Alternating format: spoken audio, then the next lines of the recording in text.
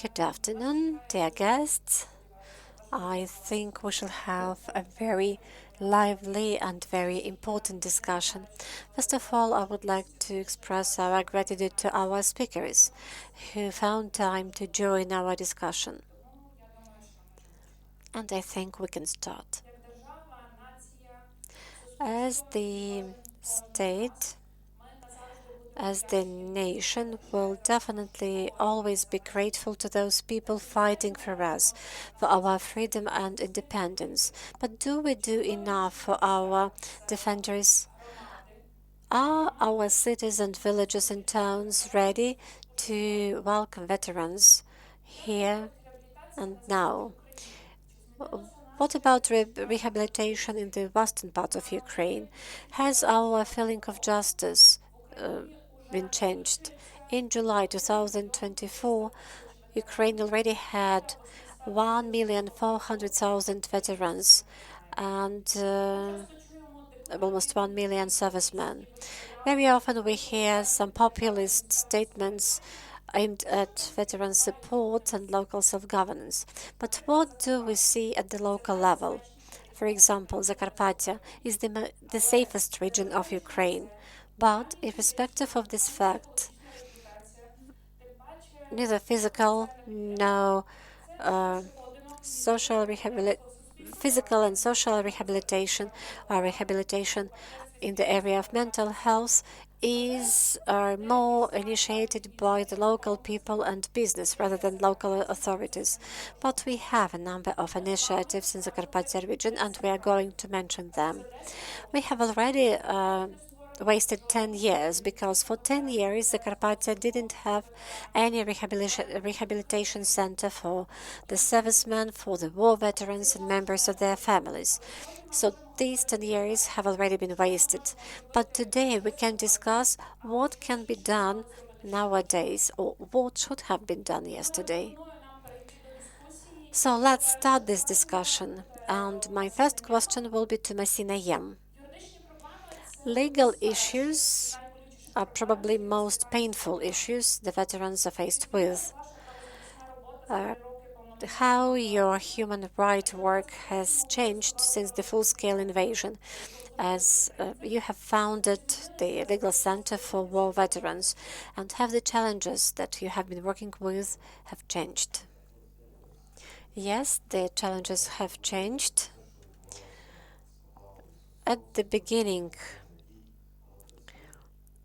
whatever was happening to the question was whether it's possible to use some strong language here.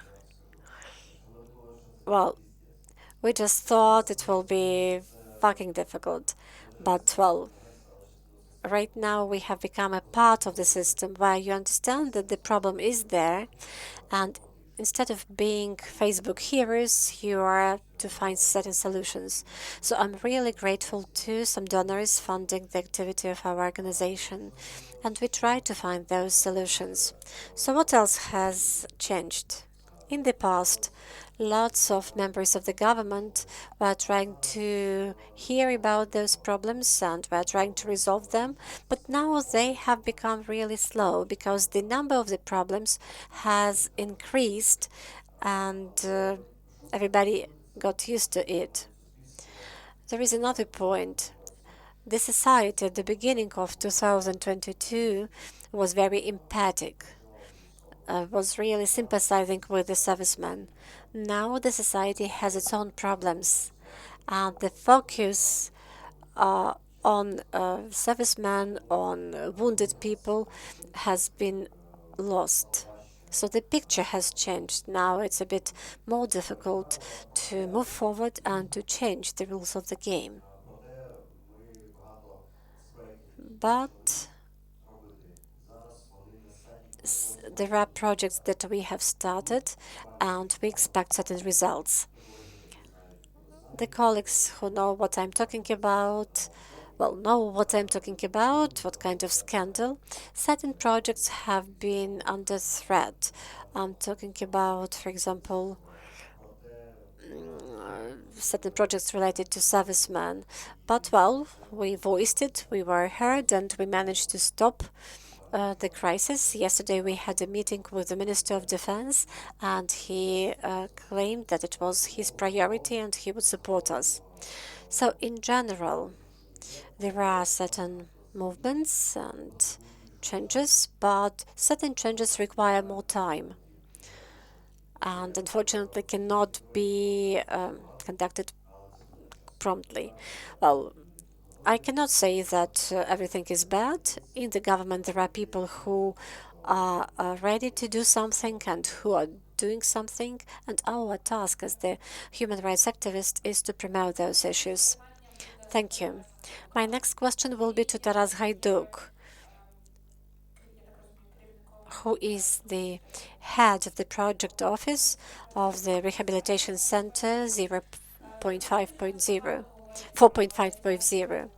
In Zakarpattia, there are lots of talks about building a big rehabilitation project 4.5.0. Could you please tell us what kind of project it is and whether, owing to this project, we'll be able to provide good help to our veterans?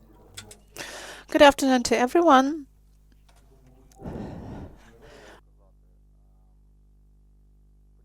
I cannot be brief because I would need to give some comments regarding the fact why not a single rehabilitation center was built in Ukraine over 10 years. We need to be clear, stating that the Zakarpattia as the region has always been the region of some subventions and subsidies from the budget. And even in times of all the authorities, Zakarpattia for some reason was not paid great attention to.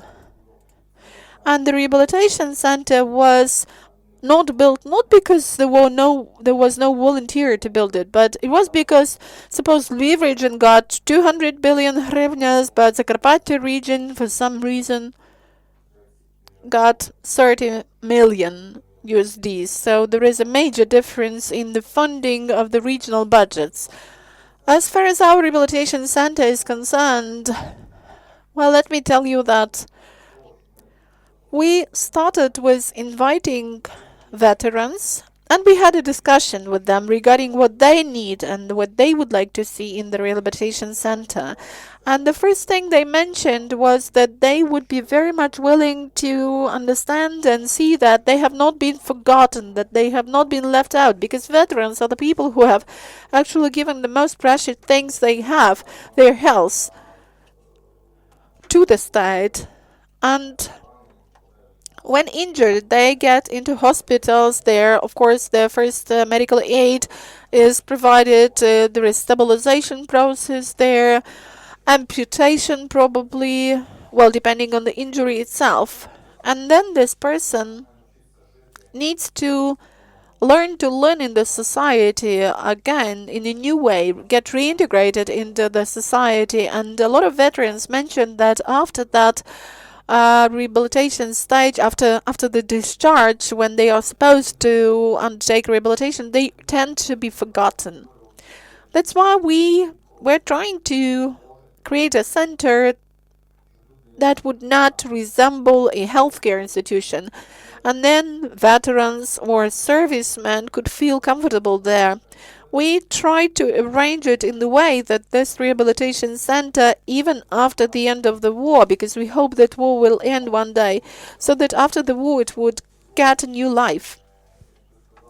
And as you have mentioned, in Zakarpattia we don't have any single rehabilitation center. And this is a problem even for people after the brain stroke or heart attack. Well, that's my own experience 2 weeks ago. And there could be the third brain stroke. You are for 20 days of the daycare facility, and they want to discharge the person, but the person needs rehabilitation after that. That is a bedridden person. In Zakarpattia, we almost have no healthcare institutions that can take care of such patients. That's why we have a problem not just with servicemen, but generally with people who are in need of any sort of physical rehabilitation or any sort of care or model motor activity care, and that's what we tried to arrange in our rehabilitation center. And we started with the name. The name is like in the army because we really want to, well, since we live in the times when the servicemen need rehabilitation badly, we would like to have a center like 4.5.0, which for servicemen means that everything's going to be fine. And when a serviceman who has been staying for 3 years in the front line gets into this rehabilitation center, he will understand that everything is going to be fine. He will be taken care of. He will not be forgotten, and his problems will be in the focus of attention of our society. And we want this rehabilitation center to be a kind of a five-star hotel for those servicemen, because these are the people who have really sacrificed their health and their lives to our state, and they are worth, they deserve decent conditions of living. These people have to understand that we all, as taxpayers, as citizens, are responsible for the rehabilitation of this person. As far as rehabilitation and recovery is concerned, Rosanna has already mentioned that we already cooperate with Prosthetics Foundation. Well, they are not here, but they attended our rehabilitation center. We had a talk with them. They will cooperate with us. I think it's our victory. They will move from Svalyava to Uzhhorod, and we will do our best for any serviceman from all over Ukraine who will get to our rehabilitation center to get the best care possible. And Process Foundation, well, I can be talking for hours about this organization, but this is about the best prosthetics that we generally have now in Ukraine. Thank you. Thank you. I think that VeteranHub is a real phenomena in Ukraine, and almost everybody seems to be well aware of it.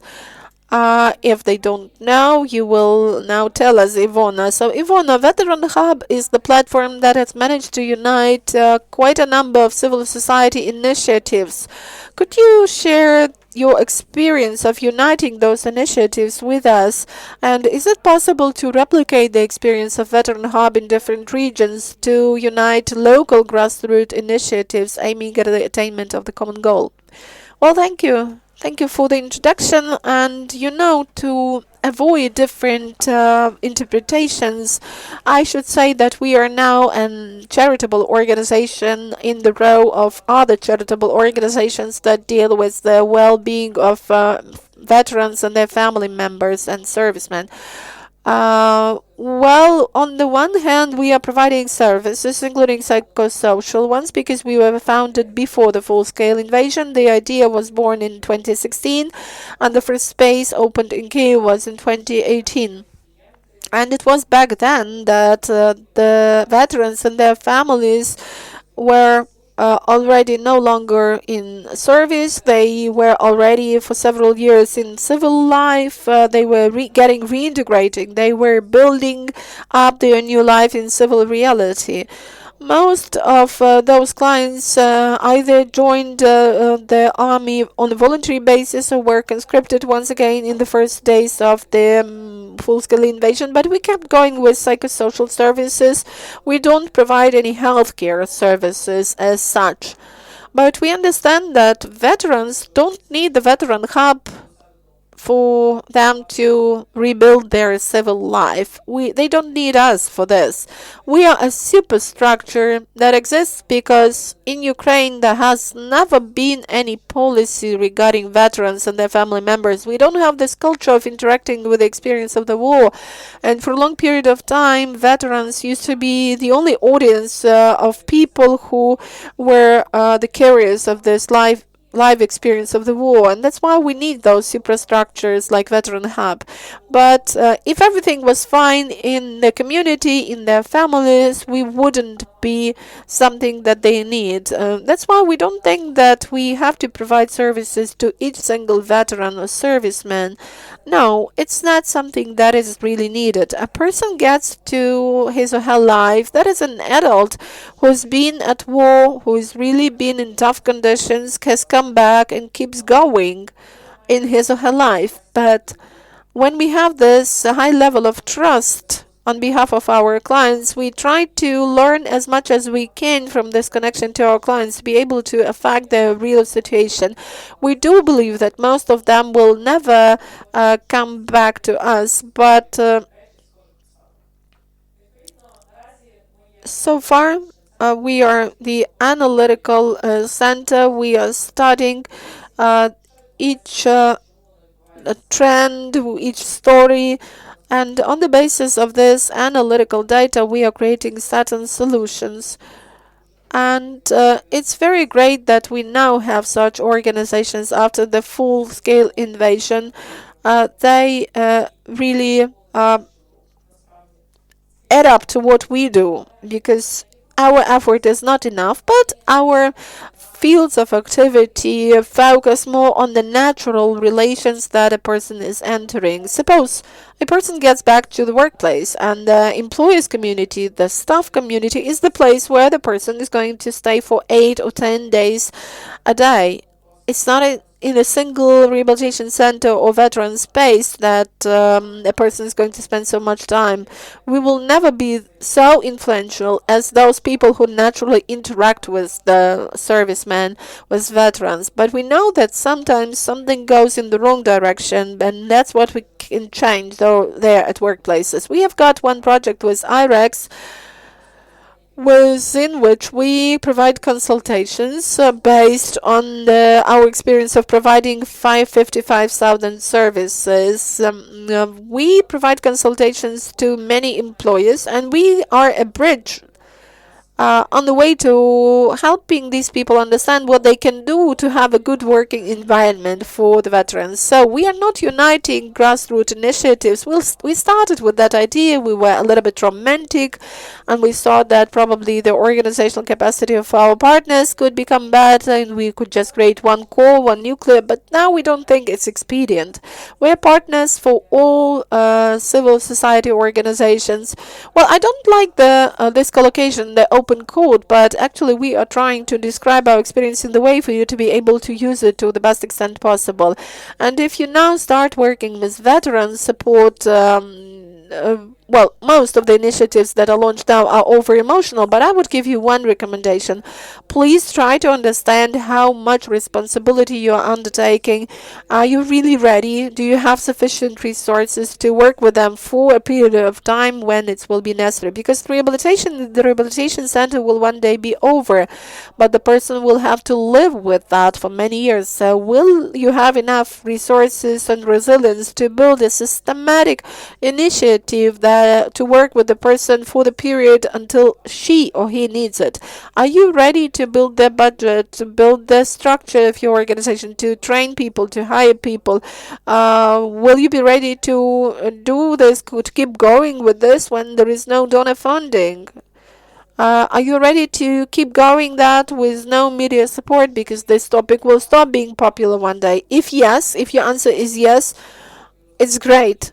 Just take whatever already exists in this country and use it. But if not, please think twice before you take responsibility for at least one veteran, at least one serviceman to whom you give empty promises in trying to care for the well-being. Yes, you use the phrase to care for the well-being and to blow harm, as to blow good, as you say, which is a paradoxical collocation reflecting what actually what damages we can bring to people by trying to do good. Uliana, IREX for veterans has been working for several years already. What are the changes in your work related to veterans, and what should we probably pay attention to in the Zakarpattia region if we take this regional perspective? We have been working since 2019, which means that we do have the experience, the same as VeteranHub can compare the work with veterans before the full-scale aggression and after the full-scale invasion.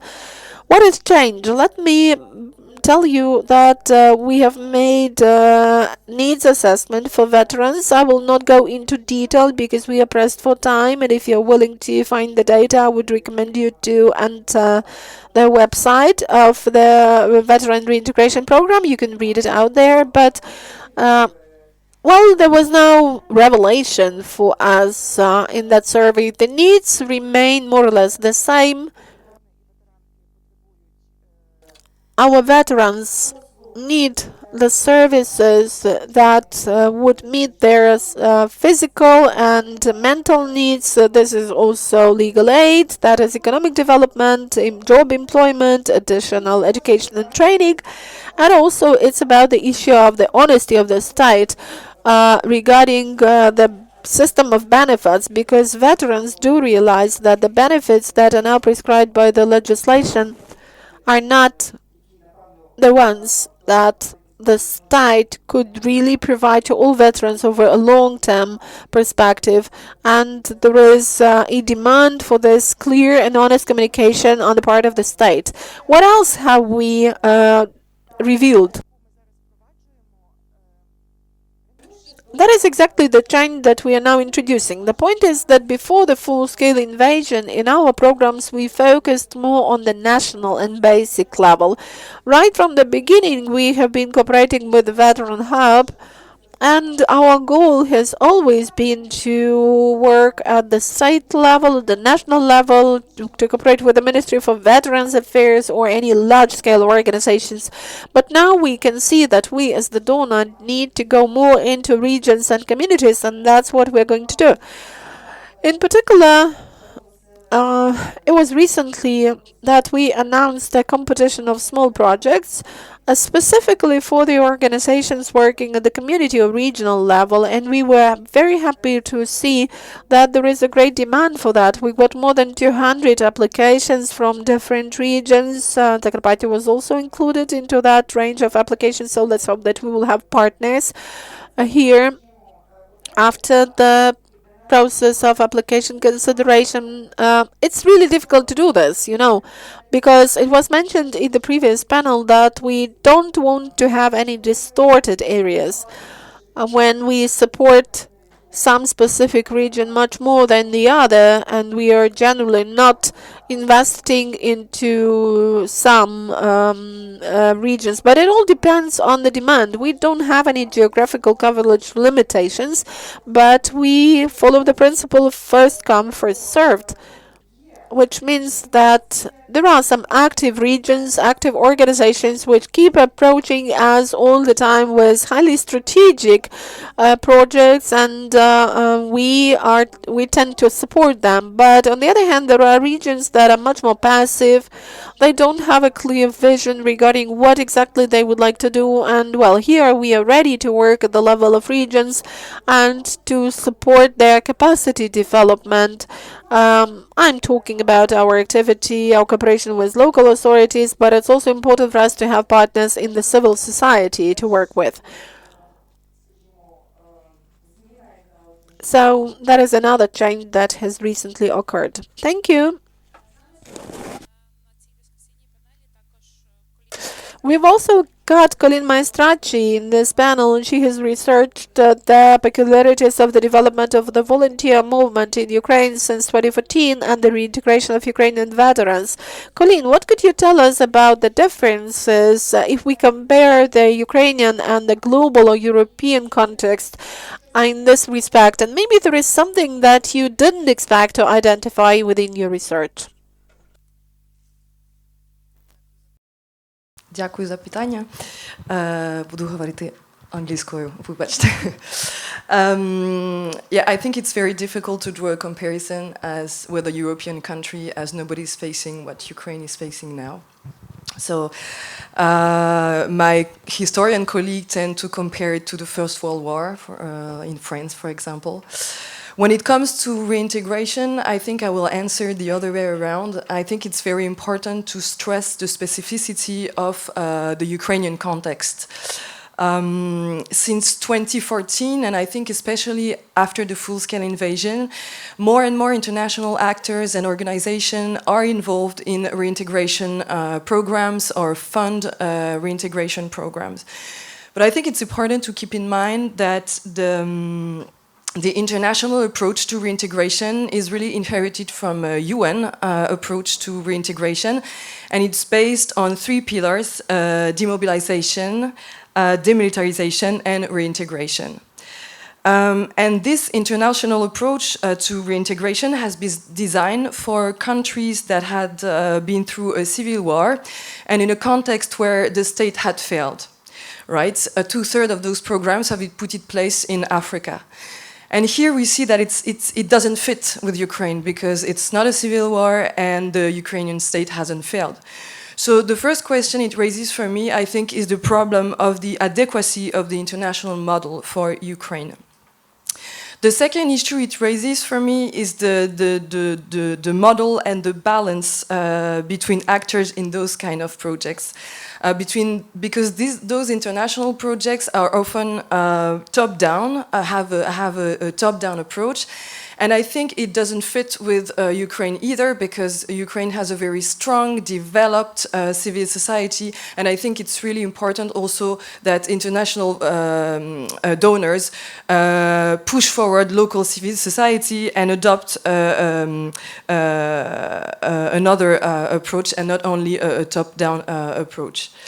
And maybe a third question it raises is that the sustainability of this model, of international model, because when reintegration will not be a priority anymore for international donor, there will be a lot of problems in Ukraine.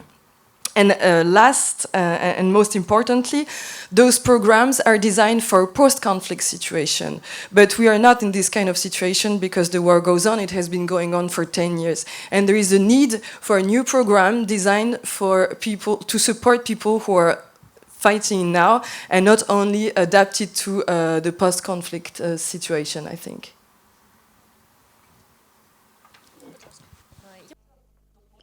I would also like to add a couple of things to what the previous speaker has said.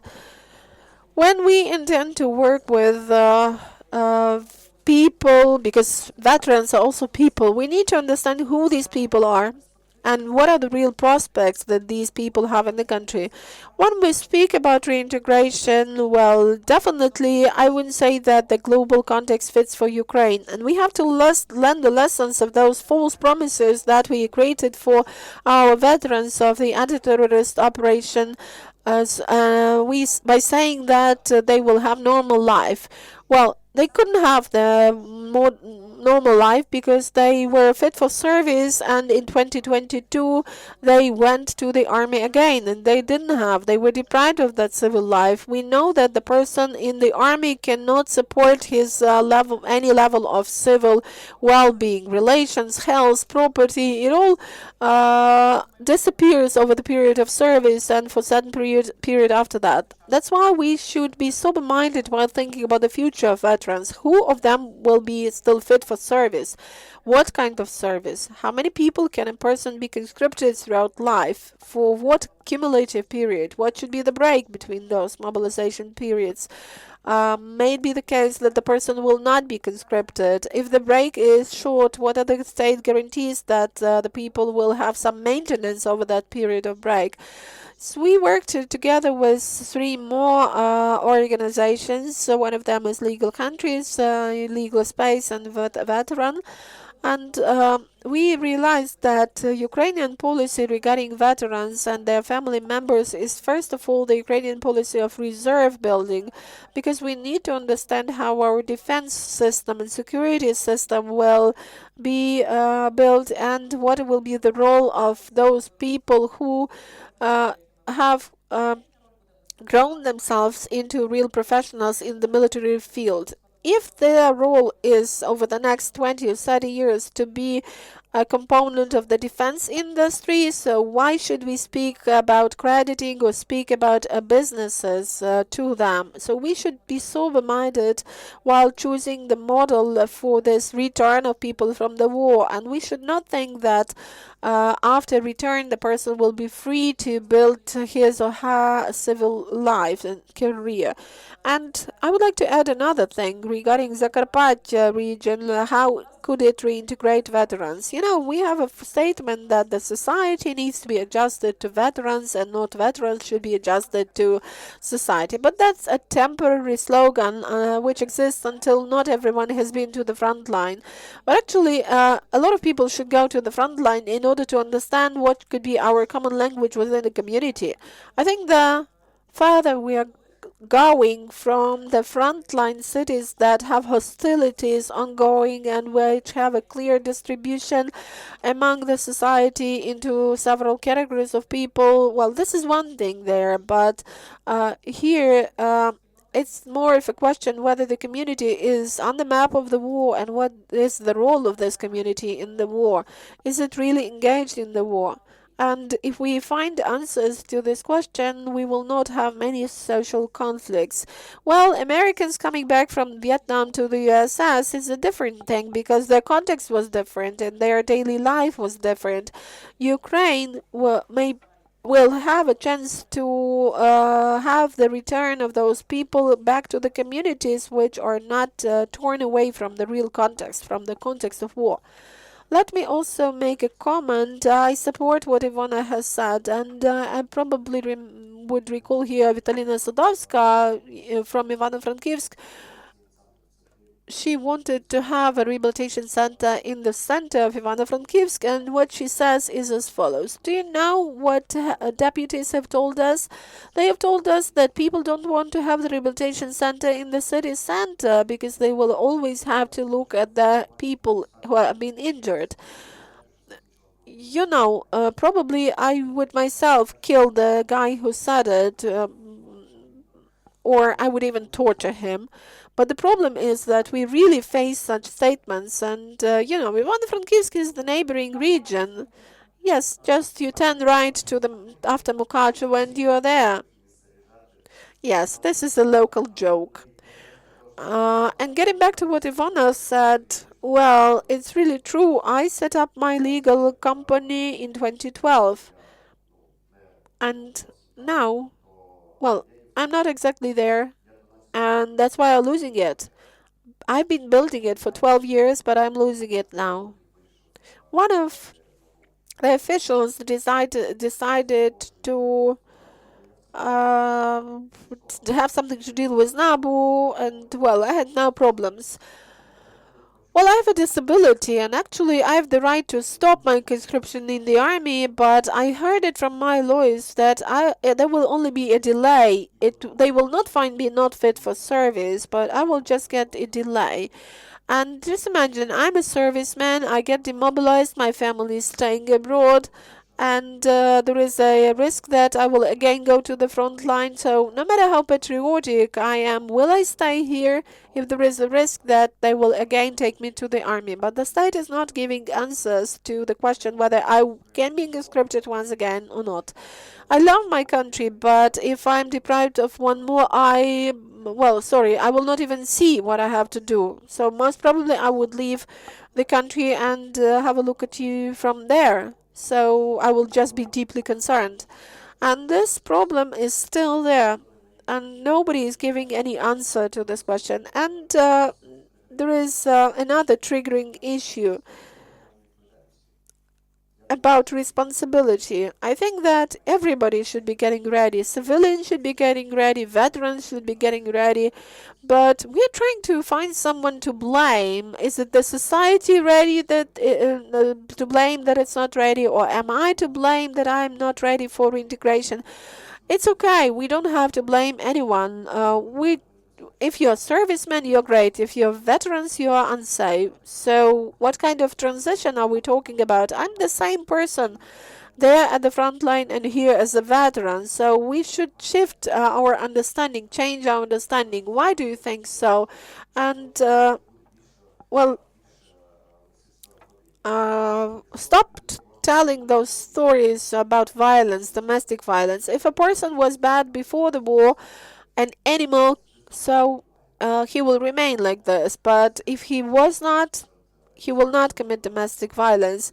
I know that there is some abuse among the military, but normally domestic violence is not the problem that is statistically reflected. It's just vice versa. When a person with disability comes back and cannot cope with the situation, then normally his wife will shout at him and he can do nothing. And this is the problem that is statistically proven. Just we need to reshape our ideas about veterans, taking into account modern reality and not the stories from the past when we had those Afghan veterans, which Ukraine unfortunately didn't focus on at all. Well, the country says that's okay. So, what kind of heroes are you going to have? Thank you very much. And this is actually the real discussion in progress. And now I would like to address a very hot issue, I would say very sensitive issue. Masi, it was actually for you, but I think everybody will address it. I personally, and I think lots of people from civil society, has some concerns that lots of veterans will be used by political forces for their own political ambitions. So what can we do to avoid that the veterans are used for the political goals? Well, the veterans are active people, are capable people. They have their own heads. It should be the discussion with the veterans. If the veterans didn't agree that the veterans' interests are higher than the political forces, well, that's the point. Who is going to use it? Whether the President Zelensky or the former President Poroshenko? There is another man called Oleg. Probably you know him. He lost 2 limbs. He is still active, and I witness how he communicates, and he is being used and manipulated. And what would you tell to a person without 2 legs when he is aggressive towards you? And there are politicians who are manipulating such people, and they will never be held responsible because, well, I'm a serviceman and I can do something wrong, and they will probably support me in the court. So, what can we do about it? We have to remember the following point. When you are a serviceman, respect to you. You are a veteran, respect to you. But the moment you mention at least one word, and as a politician, just forget that you have been a war veteran. We have Yuri Lutsenko. I respect him as a serviceman, but he is very bad person as a politician. And when tomorrow he says something, I do not respect him as a politician. And it means we should come to a new societal agreement. Well, veterans, that's good. Why are they good? Because they contributed, they have given something to the state, and they understand the price, what can be lost by us as a state. So they lost their health, but they sacrificed it for the sake of the state. But we should remember that, well, there shouldn't be any manipulative stories. I have been fighting and you were not.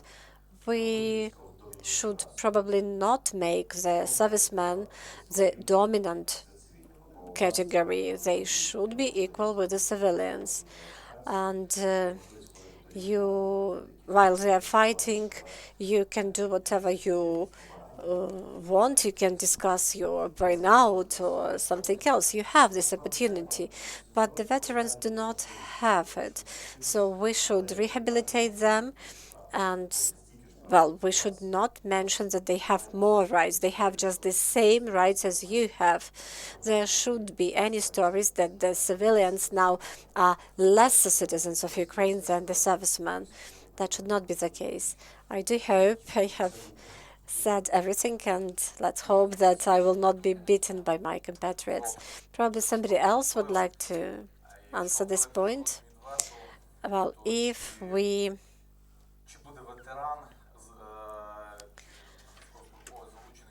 discuss whether the veterans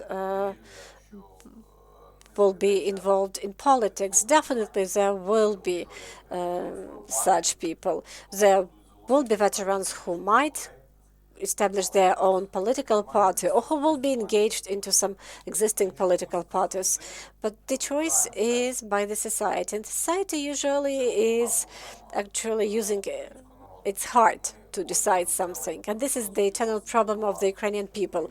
We love somebody, we adore somebody, and this person is an idol for us.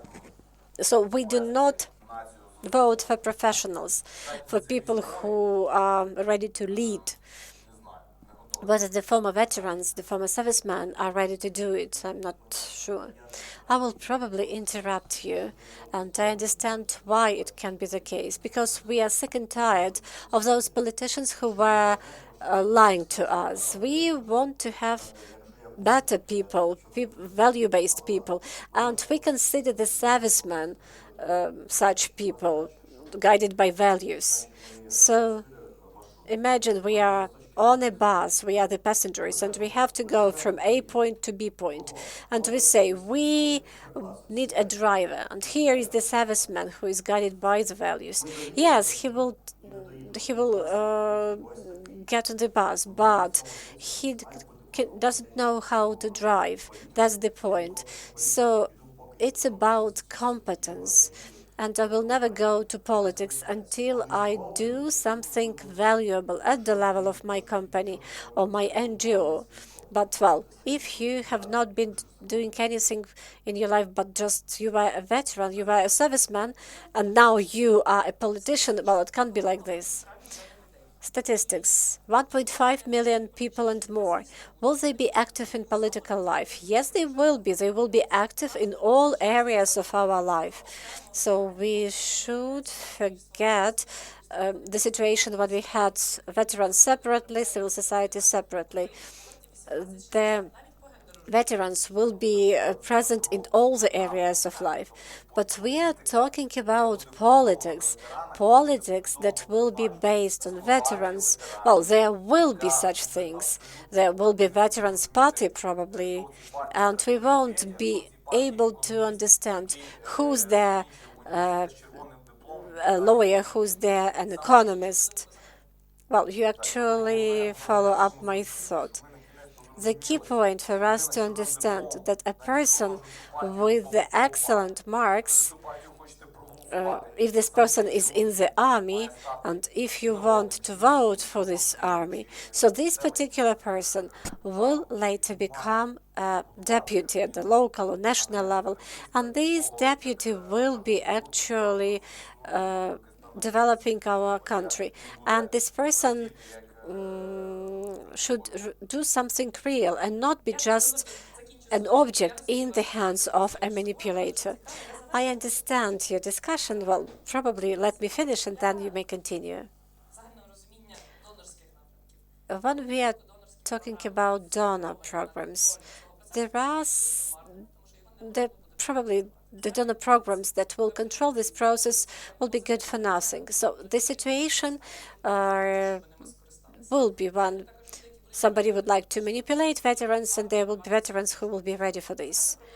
The general problematics is in the low professional level of those who would like to go to politics, as well as those who are going to vote for them. You're talking about voting by heart. It will be the case. Well, it is important for the civil society to differentiate between recognition and heroization. Every person has the right to some heroic deeds, but just one heroic deed does not make you a hero. There will be veterans who will come back from the war and will be among us. Some of them will be probably imprisoned for some criminal acts that they will commit. Some of them will probably go to politics, and some of them will be manipulated. I think it is important to be very careful with the image of the veteran category. Once again, we stress the point of heroic deeds, and now it's on the top, but probably in a couple of years we'll reduce these heroic activities. Well, now the society is exhausted, is tired. Probably is not capable of critical thinking because of the war. And then, you know, do you know the level of education, particularly among young people? Lots of them are studying online. And probably because of this low level of education, the choice will be of lesser quality. And the question is, and I have understood it for myself. So, if we start reproducing, all of us, just right now, well, the person will become mature in 18 years. So, it's necessary to spend 18 years on upbringing of a new person. And we have to ensure that this new person has critical thinking, has systemic thinking. So I agree with Ivona that donor programs are actually aimed at organizing something like this, but well, that's impossible. It goes beyond control. So the very fact that we are alive and we can vote means that we have to think why we are voting for this particular person. Well, it cannot be the case that, well, he had 5 wounds, so he will become MP, and he has 2 wounds, and that means he will be the deputy at the city level, or he has 1 wound, and that means the village level. It can't be like this. So if we have a person with a disability, so probably, well, so I don't know. I do not have an eye, so should I be sent to some director of cinematography or something? Well, this is a joke, definitely. It means we have to be on alert. Why this particular person is placed in this position just because he was a serviceman, and here we have a civilian professional, and you are not voting for them. Why? So once again, we are just the same as all the people. Everybody is stealing something. I'm talking about the people in power. Again, have you seen the situation with the Medical and Military Examination Commission? And the law enforcement authorities now say, okay, we have been just covering this up, and now we have this. So it seems to me that the problem with the servicemen in politics depends on the voters. It depends on the quality choice made by voters. They have to vote not with their heart, but with their mind. So what the donors can do? I agree. Well, we are talking about the society, and the donor program cannot do anything about it. What the donor program can do is to provide support to those who are veterans who want to become politicians, and, for example, help them become politicians. But again, these are some targeted programs, not the global programs. I'm not a politician, but the mic somehow is not functioning. Well, I need 30 seconds. Once I was talking to a military priest, Andriy Zelinsky, and I discussed the topic with him, how the state can make people respect the servicemen. And he told me, well, you're a communist. Well, this is our job, you and mine. Just imagine that the state publishes a law obliging you to love your children. Well, in Ukraine, the laws are seldom implemented. But the point is, so it's a similar story when we talk about servicemen in politics and respect for veterans. The critical mass of the society doesn't have respect for veterans or for the servicemen. The recent research shows that this respect has been going down,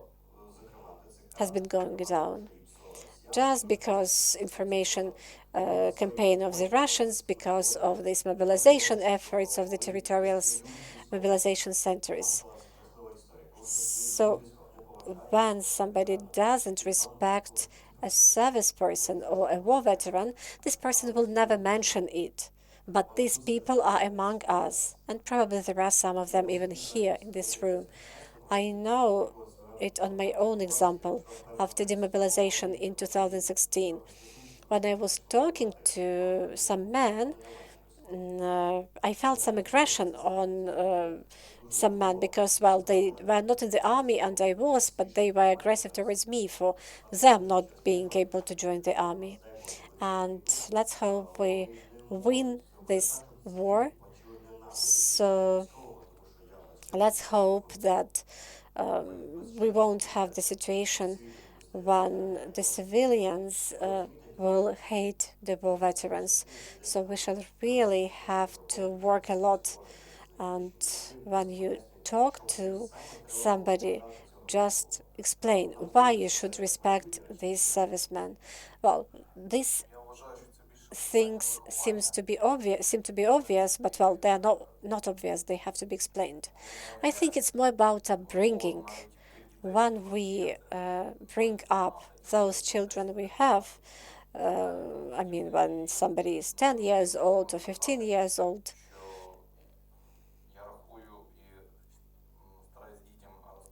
I usually try to tell my children that those fighting for us in the East are our heroes, and this should be the belief in the majority of population.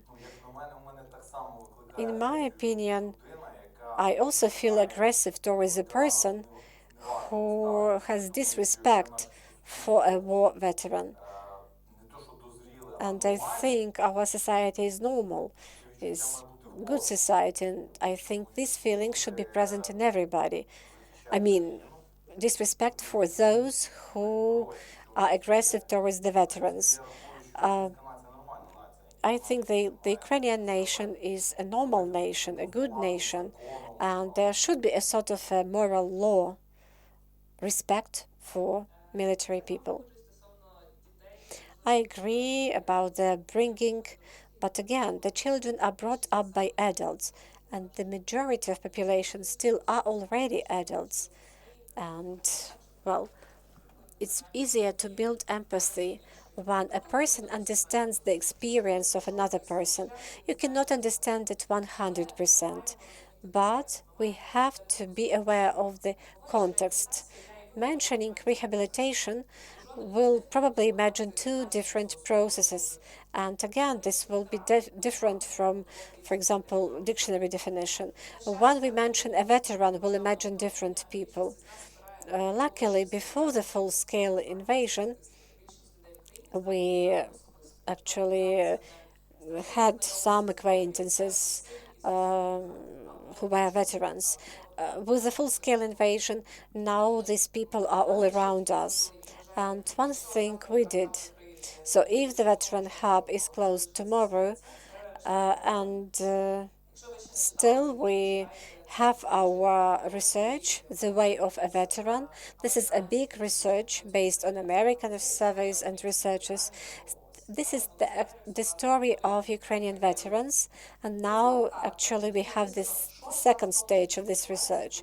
So this is a sort of a map. What happens to a veteran when he is dismissed from the army? Well, I will keep it for you. And so when you look at this, you may ask yourself, what can I do in real life? There are some very practical things. In our opinion, the veterans do not need just being grateful on words. It's necessary to have certain services. It's necessary to make sure that these services are available for the veterans. It's not about the veterans' label or T-shirts, but we should arrange comfortable conditions for the veterans. Well, I arrived in Mukachevo, and this is a disaster. I am talking about the infrastructure. Respect for the veteran is for the veteran to be able to use everything that is used by just a common person. We should ensure physical comfort, moral comfort, spiritual comfort, mental comfort. Masi has mentioned a very important point that has been lost in the conversation. When I joined, well, he said when somebody joined the army and somebody didn't, it means one person had chances to have some career growth and another one didn't. And when they have another meeting together, we still are thinking about restoring justice and addressing the skills a person learned on the battlefield in the civilian life. We do not say that the servicemen are different. They went to the army from the society and they came back to the society from the army.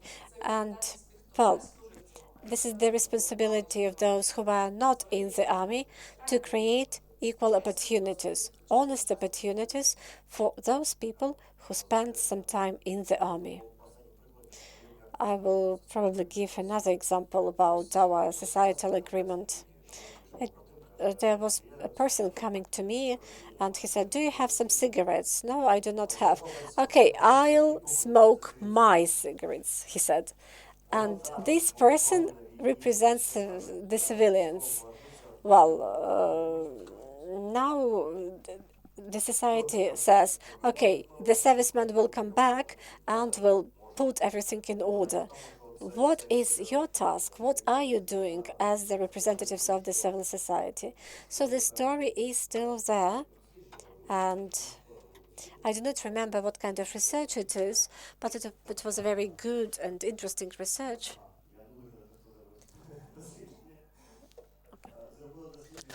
Okay, I will not tell you who did the survey, but the survey shows that we don't have any controversial stories and there is no division in the society. Everything works well. If you don't know about this, everything is well.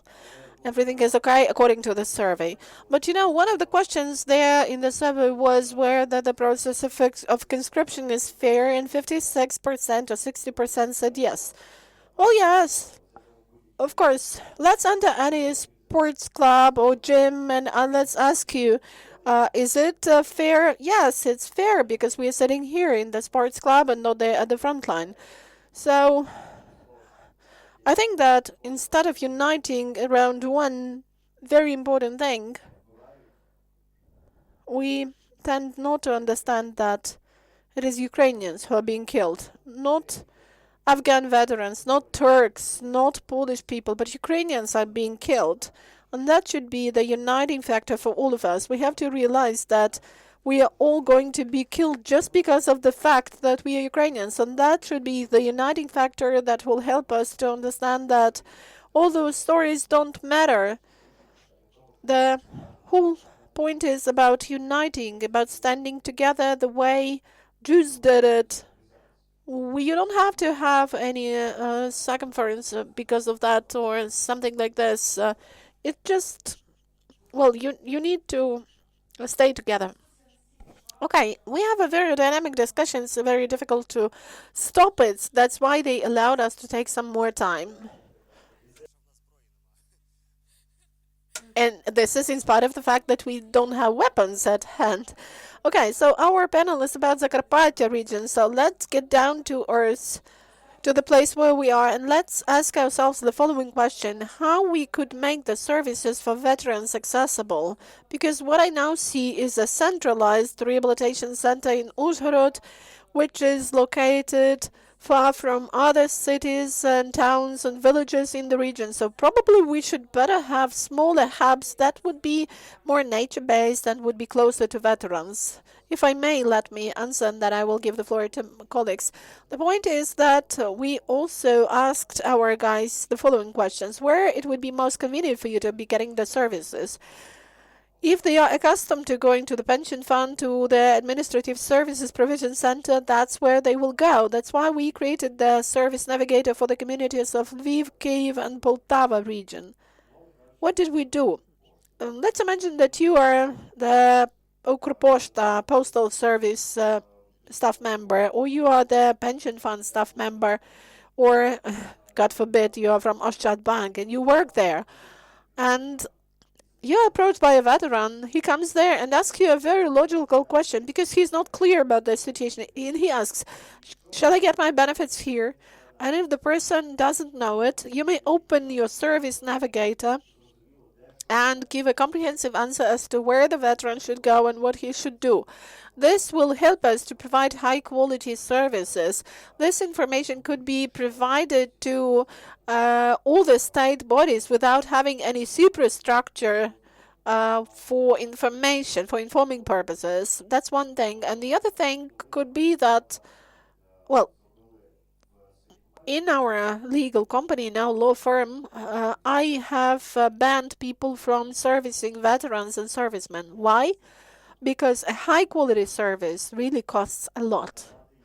And to give a poor quality service for half price to servicemen, to veterans, would not be a fair approach. All the services that we provide to veterans should not be given like the bone to the dog. There should be not poor quality services, but high quality services. And to make it affordable and accessible, I think that we all need to, first of all, answer the following question.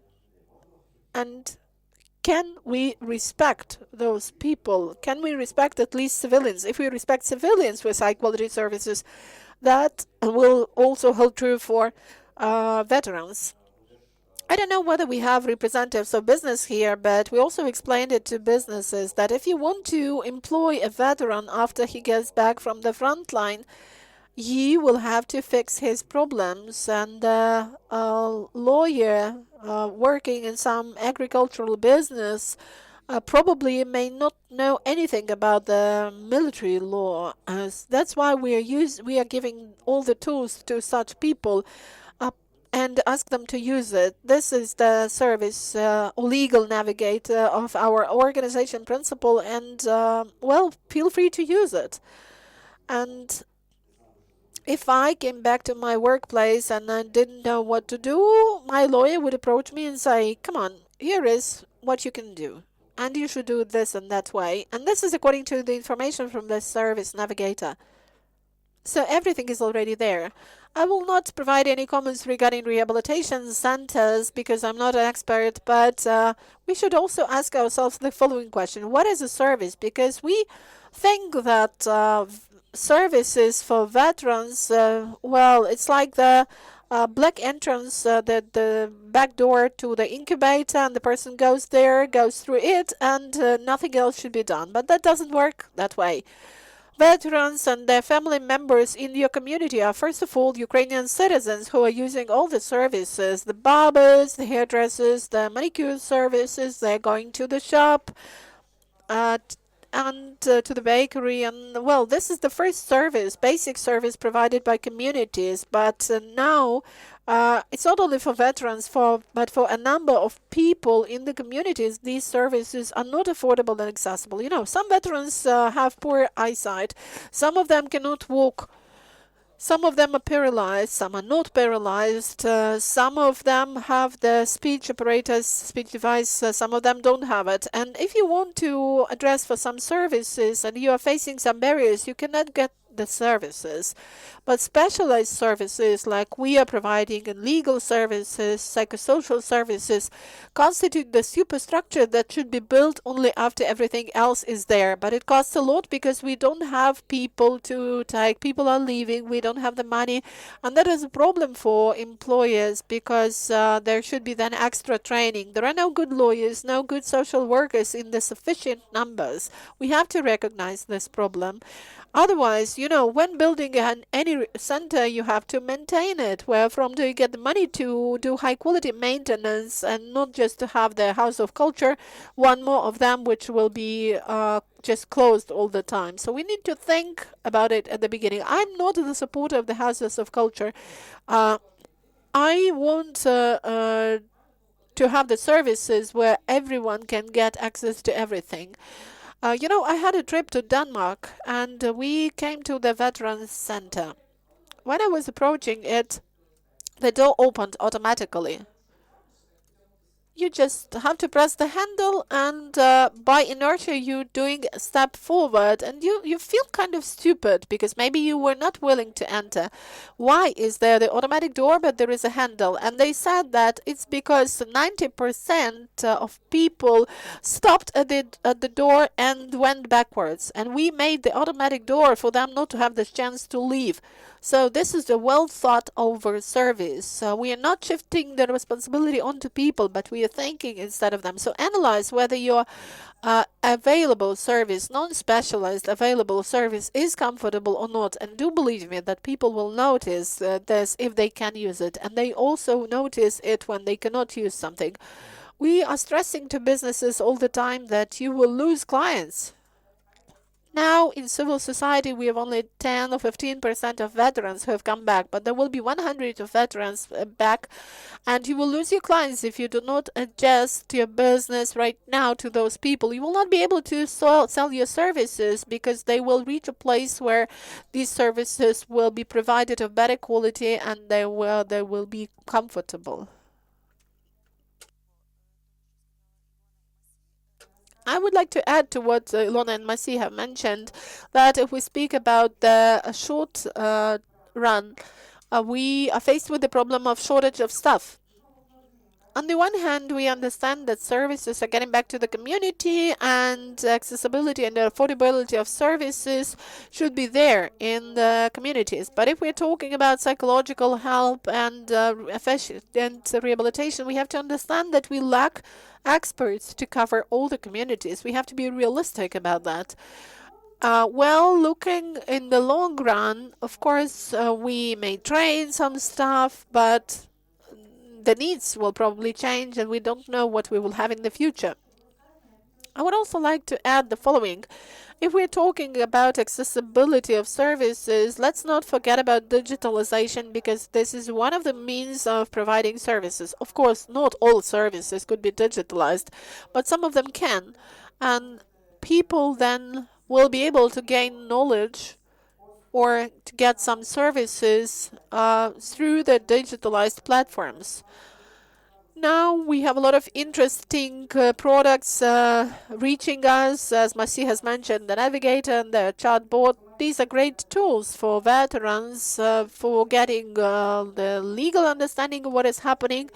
There are already some basic services, digitalization services related to psychological support. Suppose I can mention here the database developed by Vilny Vybor or Free Choice that we supported. And here there is already something, and I hope that in the future the state will try to help reduce bureaucracy in this respect, and then veterans will not be standing in waiting lines in different institutions. They will have a one-stop shop that could further be used from your mobile phone or from your PC.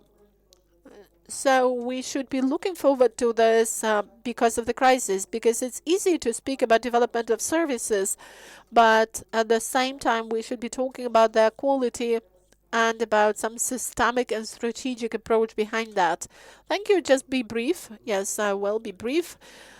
You know, just try to do some prevention. I want to share a story for you to prevent such things from happening. There was a story when a large state-owned corporation, thinking that they are doing the right thing, came to, well, even they had their presentation in the VeteranHub, so they wanted to think about veterans, about servicemen, and that's why they split the services into the services like, well, here is the service for people with this disability, services for people with this disability, and then comes the category of veterans. And are those is this a special category by, do they have disability by default? So it would be good if you did the grouping in the following way. Suppose you're providing the services only to the government, this service is for the government, this is for champions of Olympic Games, and this is for veterans. It would be great. That would be a different approach. That's why, while developing some services at your level, just pay attention to this categorization. And yesterday, I was told that there will soon be a state program where they are developing different things. But Uklon, the taxi system, will provide pro bono trips. But I don't want this. Because suppose if they give Uber Black the best car, that will be good. But if that will be the worst taxi ever, so it will not be good. A veteran used to be a strong serviceman, and he has not changed. It's in your minds that the change has taken place. He's strong. He's still strong. And, well, bon appetit, Pavlo Kazarin. I'm happy to see you once again here in the audience. So I hope that I've been clear. Thank you. Just one remark. If we are talking about the differentiation of rehabilitation centers, we are building 8,000 square meters and we need 90 qualified staff members. And it's all about heating, or cooling, about energy, about patient flow. So let's be frank, that's all money and only the state can really sponsor that. That's why there should be the National Health Service of Ukraine engaged in that. But just imagine one community where there is some unqualified rehabilitation expert.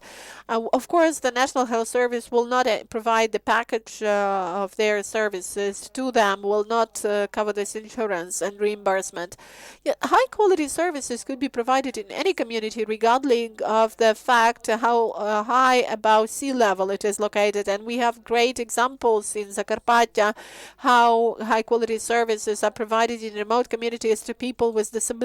But to conclude, I would like to give the floor to Coline. We have been talking a lot today about what the society should do. We claim that nothing special should be done, just everything should be uniform and equal for everyone, and service should be equitable and accessible for everyone. What do you think? What does this discussion look like from the outside? Maybe it's strange for the person who is not the representative of Ukraine. It's amazing to see the dynamic of the discussion. It's I feel like a witness. It's really nice. No, maybe to conclude, I would like to raise something and to ask a last question. Myself, I think we can only acknowledge what has been done in 10 years by civil society in Ukraine. First, on a legal level, I know that there are still some issues, but a lot has been done to better define on a legal level what is a veteran, and also to define other categories that need special support. A lot has been done also by civil society to produce data. I remember in 2019 when I was doing my interviews with people working at the Ministry for Veterans Affairs, they were telling me that they were working with in the dark because they didn't have enough data on veterans in Ukraine. So I think a lot has been done again by civil society. A lot has been done also, most importantly, to change the approach to reintegration, I think, because in 2014 there was only this Soviet approach, like a very paternalistic approach to reintegration, and I think in that sense civil society has changed a lot. So but he raises also the question of the balance between governmental actors and NGOs, and maybe it's a question for local actors here and field actors here, but how they position themselves and how they see themselves in the future with the governmental institutions, maybe. Well, I could respond to what you have said about high quality services that can be provided anywhere. We supported the Plus Plus program for 3 years. It was our attempt to multiply in small communities in the regions, and every village could actually participate in that program. I'm talking about non-medical services. Let me stress this. Mainly, these were social services or informing services, and the social field is now under reform, but the reform is really difficult to implement because we have the outdated system inherited from the Soviet times. And before 2014, if we mentioned veterans, it was only during the holidays and it was exclusively due to Russian propaganda. We don't know the needs, the stories of our veterans. We don't know what the civilian life of all the previous generations of Ukrainian veterans was. We never worked with them. Now, for 10 years, we have not developed the standards. Nobody knows how to do it in the right way. Well, civil society is trying to describe it, the state is trying to do this, but I think that many years will elapse until we have it. And while we don't have standards, while we don't have the people to hire, we cannot be talking about procurement of those services by the state. This is just a dream. We have been doing this for 8 years, and even the Ministry of Social Services is not buying the services from us. So, answering Coline's question, I think that one of the key roles of civil society is to develop this standard. We will do it quicker. But then we need to bring our organizations to the stage where the burden is taken away from the state, because we need to do it better. The state will never manage to do it, but we will have to have procurement of those services. So the question is whether we are ready to provide high quality services. Will it be a red tape procedure, or will it really be useful for people? Thank you. We are almost in time. Unfortunately, we will not have any questions because the discussion was too lively, as you have noticed, and there is no time left. So thank you, dear participants.